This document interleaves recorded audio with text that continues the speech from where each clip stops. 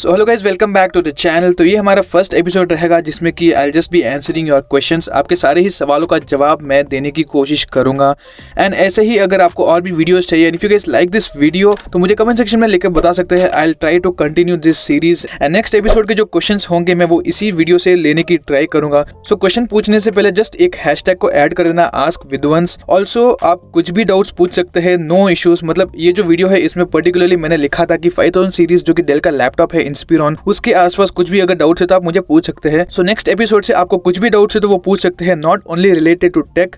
सो फटाफट से वीडियो को स्टार्ट करते हैं। सो सबसे पहला क्वेश्चन है करण की तरफ से एंड ही इज आस्किंग कि क्या हमें एडिशनल 2 से 3 साल वाली वारंटी लेनी चाहिए या फिर पैसे वेस्ट है। सो देखो, अगर आपका लैपटॉप 60K के ऊपर जाता है, 55 से 60 या फिर 70-80,000 के आसपास अगर आपका लैपटॉप है, और अगर एक्सटेंडेड वारंटी की मैक्सिमम प्राइस है 1500 से लेके 2000 तक, ले लो। अगर आप ले सकते हो दैट विल बी गुड। मतलब 2000 तक मैक्सिमम अगर आपको मिले तभी लेना, उससे ज्यादा फिर वर्थ नहीं है। सो अगला क्वेश्चन है विशेष शिवशंकर की तरफ से एंड ही इज आस्किंग कि डेल इंस्पिरॉन 155510 जो आइरिस एक्सी वाला मॉडल है, will that be able to run games smoothly. So मैंने एक आइरिस एक्सी वाला जो मॉडल है i5 1135G7, इसमें आपको H सीरीज मिलता है। जो मैंने वीडियो बनाया एक इंस्पिरॉन 5509 का, उसमें आपको G सीरीज वाला CPU मिलता है। 90-95% एक्जैक्टली सेम आपको रिजल्ट्स मिलेंगे इन टर्म्स ऑफ गेमिंग भी। तो उस वीडियो को आप चेकआउट कर सकते हैं, ऊपर आई बटन में आपको अभी लिंक मिल जाएगा। सो एक एग्जांपल मैं फिर भी दे देता हूं। If you guys are playing GTA 5 720p resolution and medium settings पे, यानी कि नॉर्मल सेटिंग्स पे, तो आपको इजीली 40+ FPS तो आसानी से मिल जाएंगे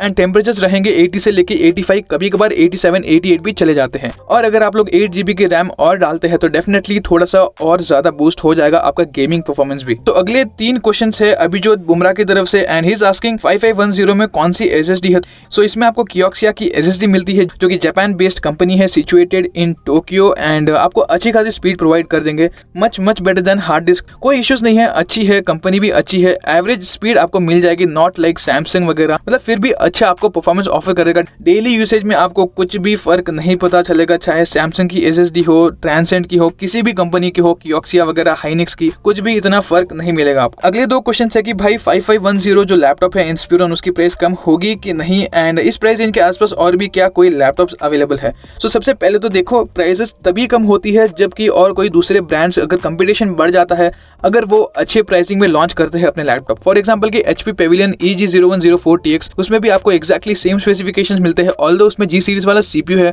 बट आपको 16GB की रैम मिलती है एंड उसकी प्राइस है अप्रोक्सीमेटली अराउंड, ऑनलाइन प्राइस की मैं बात कर रहा हूँ, अप्रोक्सीमेटली 70 से लेकर 72 के आसपास फ्लक्चुएट होती रहती है।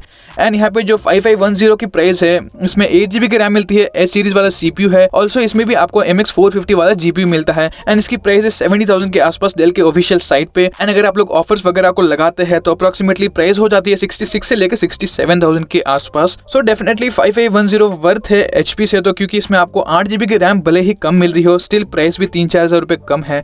ऑल्सो 5510 में आपको H सीरीज वाला CPU मिलता है एंड आपको बैटरी भी थोड़ी सी ज्यादा मिल जाती है। So that is definitely worth. और इस प्राइस रेंज में कौन से लैपटॉप्स है, अगर आपको डेडिकेटेड GPU नहीं चाहिए, इंटीग्रेटेड चलेगा, तो फिर आप AMD CPUs के साथ जा सकते हैं, Ryzen 5500U या फिर Ryzen 5700U।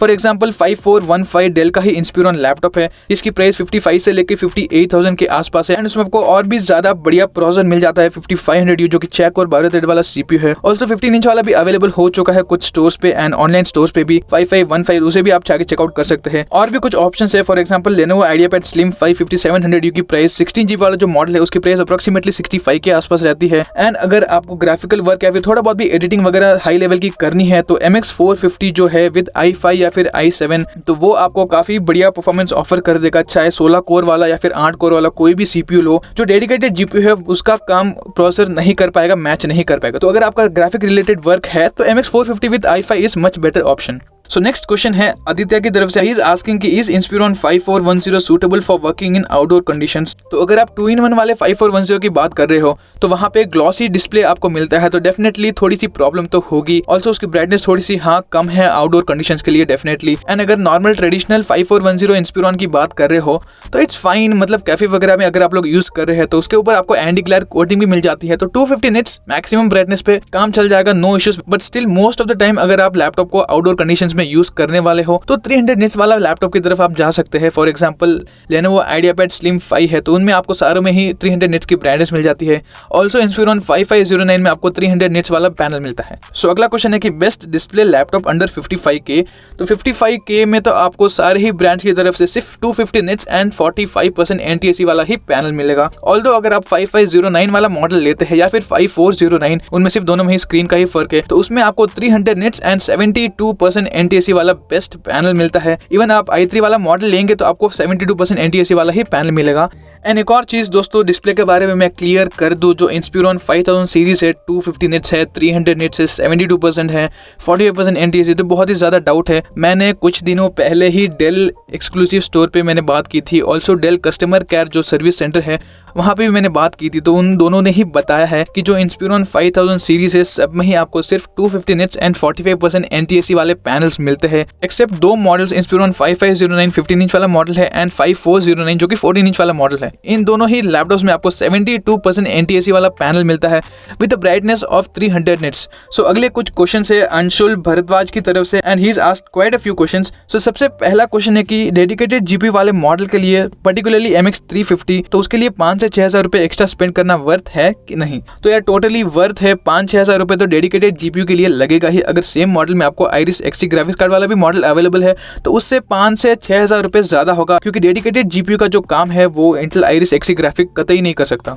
एंड अगला क्वेश्चन है कि Inspiron 5000 7000 या फिर HP Envy, तो इन तीनों में से कौन सा ज्यादा प्रीफर करूंगा मैं। सो सबसे पहले तो 5000 सीरीज वाले जो मॉडल्स है उनमें आपको सब में ही एवरेज 250 निट्स एंड 45% NTSC वाला पैनल मिलता है एंड इसमें आपको सिर्फ एक ही फैन दिया गया है कूलिंग सिस्टम के लिए। वेराज जो 7000 सीरीज वाले लैपटॉप से मोस्ट लैपटॉप्स में आपको 72% NTSC यानी कि 100% SRG वाला पैनल मिलता है with brightness of 300 nits. Also QHD वाले ऑप्शंस भी अवेलेबल है, 7400 Amazon पे अवेलेबल एक मॉडल, तो उसे भी आप जाके चेकआउट कर सकते हैं। एंड इनमें आपको 2 फैंस दिए जाते हैं कूलिंग सिस्टम के लिए मोस्ट 7000 सीरीज वाले लैपटॉप्स में। सो 7000 सीरीज लाइक करता है इनके बजट कैटेगरी जो की है 5000 सीरीज एंड इनका जो प्रीमियम कैटेगरी है डेल XPS, तो उन दोनों के बीच में ये एग्जिस्ट करता है। एंड HP Envy भी एक्जैक्टली 7000 सीरीज वाले लैपटॉप के जैसे ही है। So this lies exactly between HP Pavilion laptops and HP के जो स्पेक्टर वगैरह लाइनअप है उनसे भी ज्यादा प्रीमियम वाले, तो उन दोनों ही कैटेगरी के बीच में ये HP Envy लाइक करता है, एग्जिस्ट करता है। And thank you so much for liking my channel and content. ऐसे ही आपके लिए और भी मैं अच्छे वीडियोस फ्यूचर में बनाते रहूंगा।